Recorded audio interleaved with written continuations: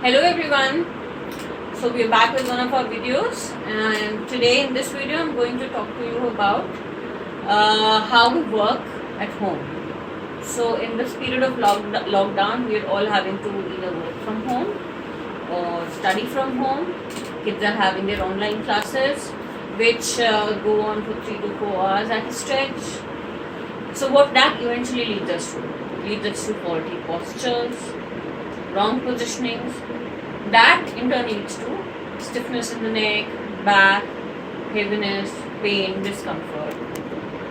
We at PTC have given this kind of discomfort and stiffness a term: lockdown neck or lockdown back.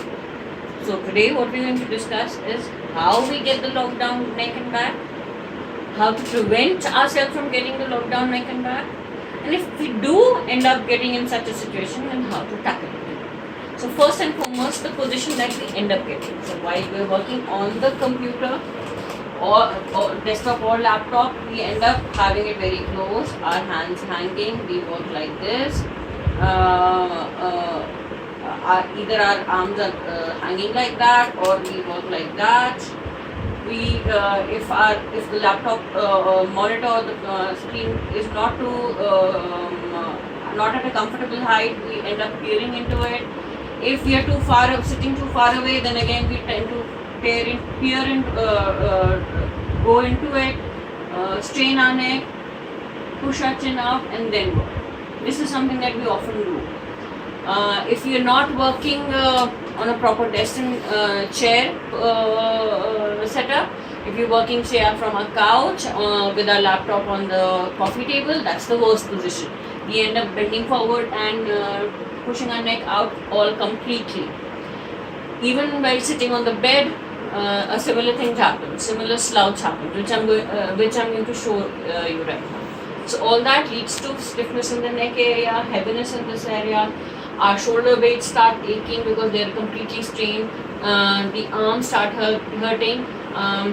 When our wrist and fingers are working on the keypad constantly like that, we tend to get irritation at the carpal tunnel area, where our nerves tend to where through which a lot of nerves go pass. So you would have heard the term carpal tunnel syndrome, which then tends to give tingling and feeling of pain in the fingers.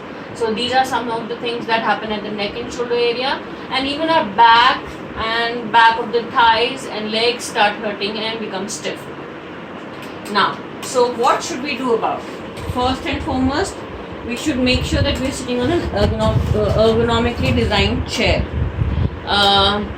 which has a adjustable height, which you can adjust according to your height. So your feet are either placed flat on the ground while your back is well supported, or if you're short like that, like me, then you can have a footrest in front of you, and you can have your feet placed on it, right? So pull yourself completely into the desk.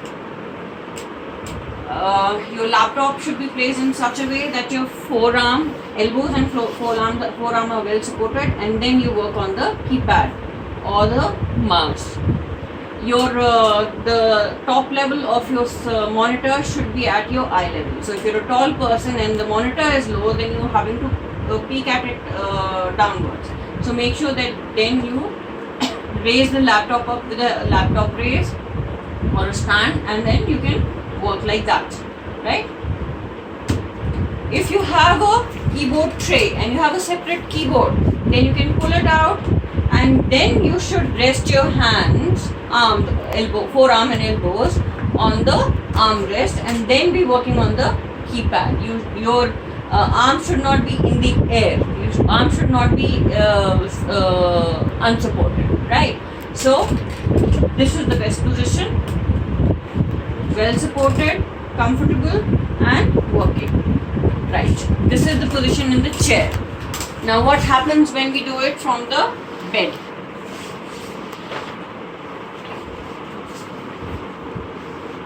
This is what we tend to do. We tend to sit like this on this bed, either have the laptop on our lap and slouch like that. Even if we support the laptop with a pillow, we end up doing it like this. Our legs are stretched out and we work like that. So not only is our back stretched, slouched completely, our legs are also stretched and stiff. And if you maintain this position for a long time, we end up getting pain behind our thighs, we end up getting pain in our back, and we end up straining our neck and shoulder area.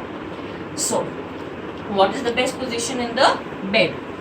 Make sure your pillow is completely straight, you're well supported there.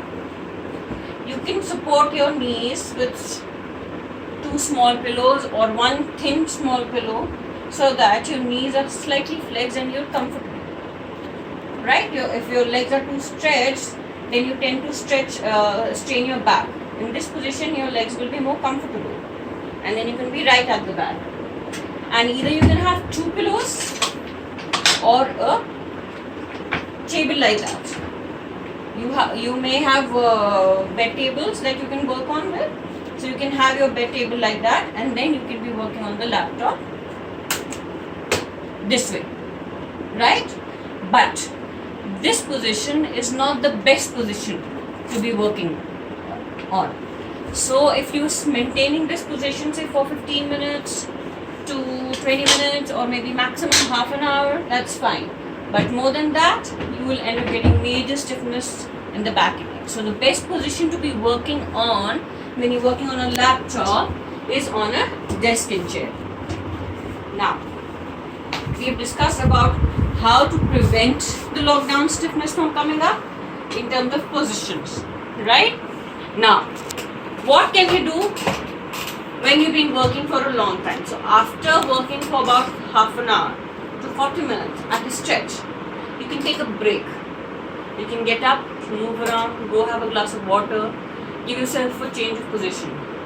If suppose you're working on something which you can't leave and get up and move around, then you can do a few exercises while sitting in the chair. So I'm going to quickly show you what all exercises for the neck, arms, back and legs you can do, right? So the first exercise that you can do is have your hands clasped together, put them behind your head, keeping your elbows as straight as possible, gently tucking your chin, and hold that position for a count of 1, 2, 3, 4, 5. This is called the isometric neck exercises, which will help in activating and relaxing these muscles, and that will help in giving a lot of relief in the strained neck area, right? The next exercise that movement that you can do or exercise that you can do is doing full neck movements. So rotating your neck to either sides and pulling them that for a count of 5. 1, 2, 3, 4, 5. 1, 2, 3, 4, 5. You can even do sideways. 1, 2, 3, 4, 5. And 1, 2, 3, 4, 5. So the sideways stretch movement will give you a nice good stretch along this area. You can enhance that stretch by overstretching your neck passively with your hand. 1, 2, 3, 4, 5. And then the other side. 1, 2, 3, 4, 5. Right. You can place your hands behind and pull your shoulder blade back. So what will this help with? We tend to slouch our shoulders forward, we tend to get our chest in, and these become very tight and the shoulder blade muscle becomes stretched. So when we do the opposite movement, when we pull our shoulders back, we activate our shoulder blade muscles and we give a stretch to the pectorals, and that will really help in relieving the lockdown neck really nicely, right? This way. You can even do shoulder stretches for the shoulder area. One stretch is like this, where you will feel a stretch along this area. Again, holding for a count of 1, 2, 3, 4, 5. 1, 2, 3, 4, 5. The other stretch is like this. Now, in this stretch, you will feel a stretch along the armpit area. So this is also a shoulder stretch. Keeping your neck straight, pull your elbow backwards and inward, and you feel the stretch for a count of 1, 2, 3, 4, 5, and relax. And again, 1, 2, 3, 4, 5, and relax. Right.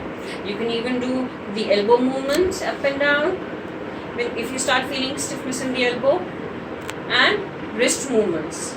You can even do the wrist stretches. These we've done in our previous videos as well. So you can take a cue from those. So upward stretch and downward stretch. Right. You can even do movement exercises for the lower back. So how are you going to do that? Come forward a bit. have your feet placed firmly on the ground. Now, the first exercise that you can do is pelvic rolls while sitting in the chair. So you see my spine, you can gently arch the spine and flex the spine. Meanwhile, getting your pelvis forward and back. So this is called pelvic rolls. This will really help in relieving the stiffness in the belt line region, right? So pelvic rolls. This is the way you do the pelvic rolls in sitting. You can even do forward bending to improve the maintain the range at the spine and get a good stretch. So you can do the forward bending like that. 1, 2, 3, 4, 5 and relax. So while sitting right at the back, you can even extend your knee 1, 2, 3, 4, 5 and down, and 1, 2, 3, 4, 5 and down. This will help in stretching your hamstrings, stretching your nerve fibers all along the back of the leg, stretching your calves, and this will really give a good relaxation if you have started feeling stiffness in the back and the legs. So this is the next exercise that you can do. Also, you can stand up and do some stretches. You can do the sideways stretch. You can turn your trunk and stretch it out. You can do some elevations also, like that, so that your arms are stretched all the way upwards. You can do that with breathing. And this elevation you can do while sitting also. While sitting also you can elevate and stretch back. Stretch back. Hold 2, 3, 4, 5 and relax. Stretch back. Hold 2, 3, 4, 5 and relax.